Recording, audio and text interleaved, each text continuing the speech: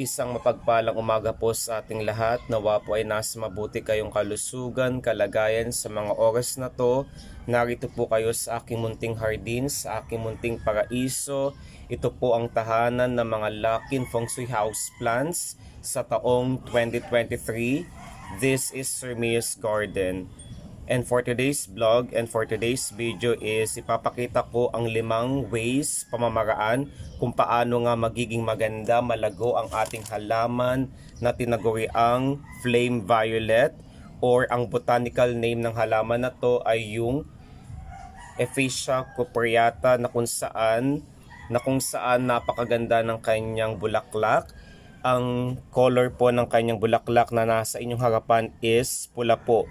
Kakikitaan po na kapansin-pansin po ang kagandahan ng kanyang bulaklak. May 2 bulaklak po ang namukadkad or tumubo doon sa may pinaka tangkay ng ating halaman na ito. Bakit nga ba naging trending ang halaman na to for next year 2023? Based on my readings and research, ang halaman na flame violet po ang isa sa makapagbibigay sa atin ng siksik, liglig, nag-umapaw, nakasaganahan, kaswertihan, lalo pat ang halaman na to ang tinaguriang trailing, best trailing and hanging plants para sa taong 2023. Lalo pat patuloy siyang namumulaklak kagaya nito, is maraming blessing po ang darating sa ating buhay. Disclaimer lamang guys, lahat po ng ibinabahagi ni Sir Mio Vlogs ay base lamang po sa aking karanasan. Hindi po ako eksperto sa mga halaman, pero patuloy po akong nag-aaral, nagbabasa ng mga artikulo, detalye, mga essay, mga pages na kung saan inihahanda ko na po ang aking sarili para sa taong 2023 kung anong mga halaman ang posibleng makapagbigay sa atin ng siksik, liglig, nag-umapaw, nakasaganahan, kaswertihan ng buhay. Kasama na rin po dito ang halaman na flame violet. Kapansin-pansin po na napakaganda ng kanyang dahon, napakaganda ng patterns mula doon sa gitnang midrib patungo doon sa edge ng kanyang foliage is tunay na kakaiba. This is one of those flowering plants na exotic, at sinasabi ko na kapag kapansin-pansin guys, na kapag isinama mo siya doon sa mga payak or simpleng bulaklak or halaman na color green kagaya ng green emerald philodendron, is talagang napaka-striking ng kanyang beauty. Wag na wag po kayo magpapawala ng ganitong halaman sa taong 2023 dahil po kapag inilagay nyo siya doon sa isang espasyo, payak na espasyo or dull space sa inyong bahay, tiyak na ito po ang makapagdadagdag, ito po ang makapagbibigay sa atin ng Asian at African culture design doon sa espasyo na iyon. At base na rin po sa aking karanasan, simula po nung patuloy siya sa pamumulaklak is patuloy din po ang blessing na natatanggap ni Sir Mio Vlogs. And by the way guys, ang halaman na to is best propagated, napaparami po natin ito sa pamamagitan po ng leaf cutting or doon sa stem cutting. At ang best way for you para makapagparami, maging successful at matagumpay ang ating propagation is gagamit po tayo ng lupa na fast draining na may mga buhangin po, combination ng loam soil, powderized eggshells, charcoal, vermicast.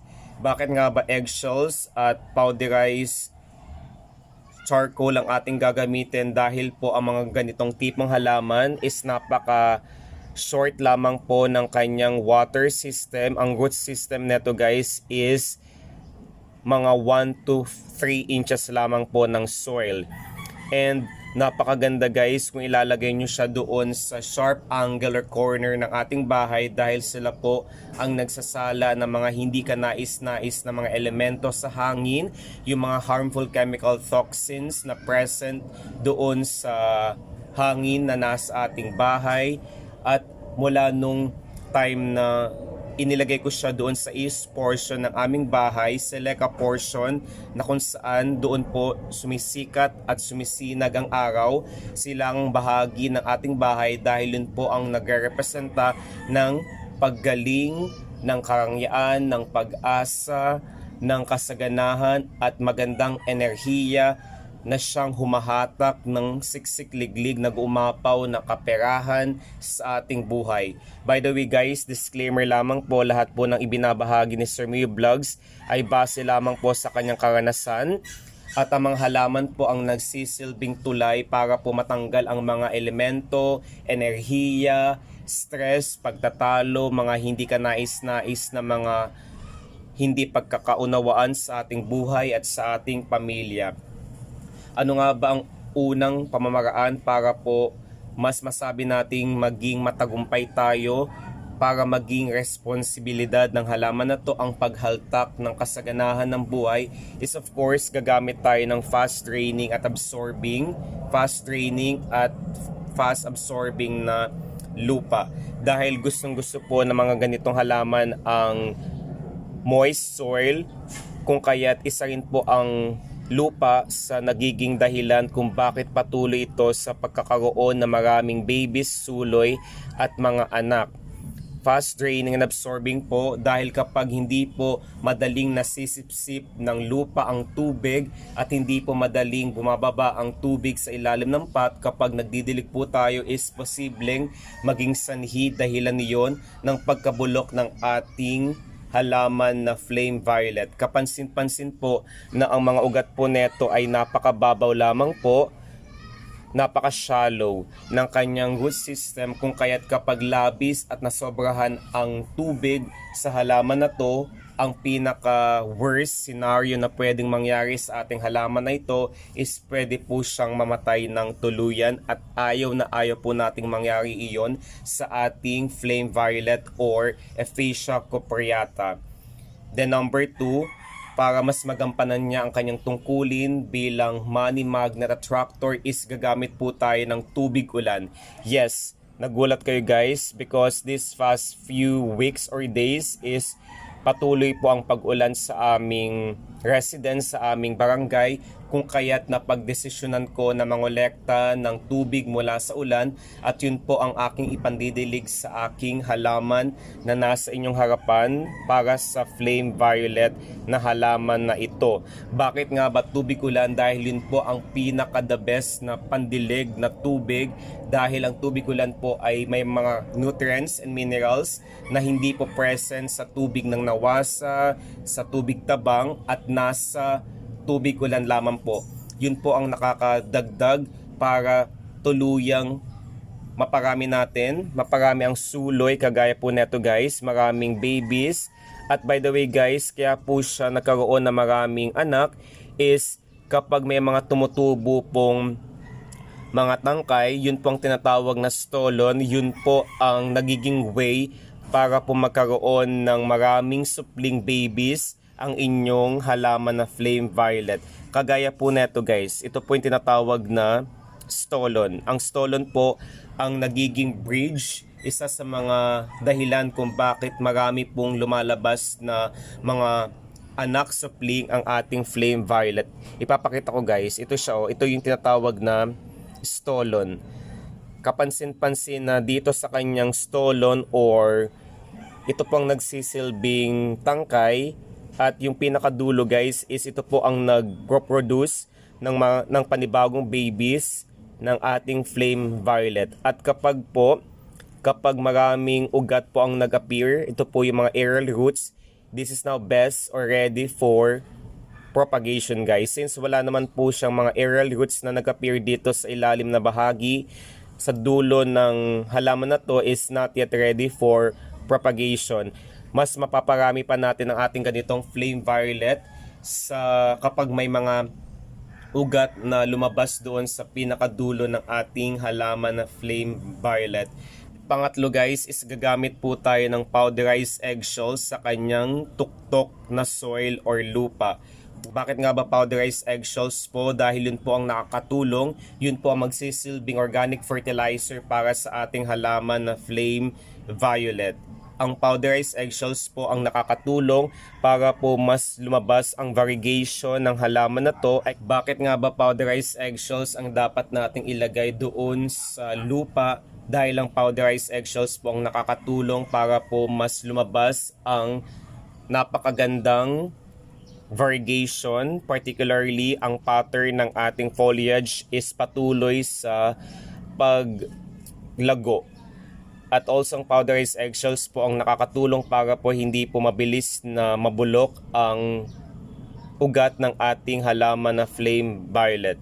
Also ang powderized eggshells po ang nakakatulong para po mas maparami pa natin ang ating bulaklak, at blessing talaga kapag na-maintain mo ang pamumulaklak ng ganitong halaman na Ephesia cupreata. Kapansin-pansin na napakaganda, striking ng kanyang appearance.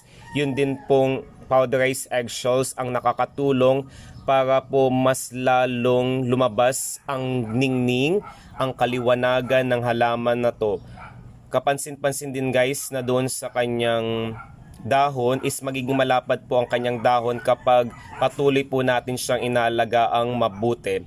At ang pang-apat guys is wag niyo pong kakalimutang ililim ang halaman na to. Wag niyo po siyang ilagay sa direktang sikat ng araw dahil po ayaw natin siya magkaroon ng pangungulubot ng dahon, dahil ayaw po natin siya magkaroon ng mga tuyong edge or yung tinatawag na dark or brown edges, dahil kapag nagkaroon siya ng kayumanggi at itim na portion, hindi po yun nagiging maganda para sa ating halaman na flame violet.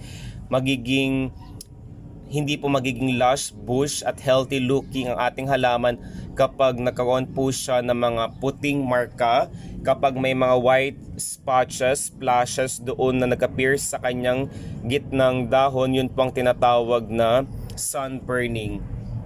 Para mas magampanan niya kanyang tungkulin bilang air filtering at air purifying plants, ang panglimang pamamaraan para mas lalong gumanda ang ating halaman. Panglima guys is wag po tayong matatakot na i-prune ang ating halaman. Ang pruning po is pagtatanggal ng mga unhealthy portion, hindi ka nais-nais na bahagi or parte ng ating halaman, katulad ng mga tuyong dahon, tuyong tangkay, tuyong ugat. At kapag may mga halaman na tumubo sa palibot ng ating halaman, particularly doon sa lupa, is of course bubunutin po natin sila, hihilahin po natin ang mga halaman kasama po ang ugat, dahil kapag hindi po natin isinama ang ugat ng ligaw na halaman, ligaw na damo, is yun po ang nagko-compete para sa nutrients at minerals na present sa ating soil. Dapat po nating isaalang-alang ang pagbunot ng ugat ng mga ligaw na damo or mga ligaw na mga halaman, dahil kapag hindi po natin yon nagawa is hindi na po magiging maganda ang tubo ng ating halaman para sa flame violet or Ephesia cupreata, at ayaw po natin siyang mangyari. Yun po ang hindi magandang epekto or dulot kapag hindi po natin nagawa ang mga bagay na iyon. Maraming salamat sa walang sawang pagmamahal at suporta guys. Nawa po ay nakakuha na naman kayo ng isang kaalaman na makakatulong sa inyong pang-araw-araw na pamumuhay para sa ating mga halaman, para magsilbing money magnet, maging lock-in feng shui house plants. Dapat nating isaalang-alang para makitaan natin siya ng ganda, ng paglago, at magsilbing daan para sa kasaganahan at kaswertehan ng ating buhay. Ingat po tayong lahat guys, isang mapagpalang umaga po sa ating lahat.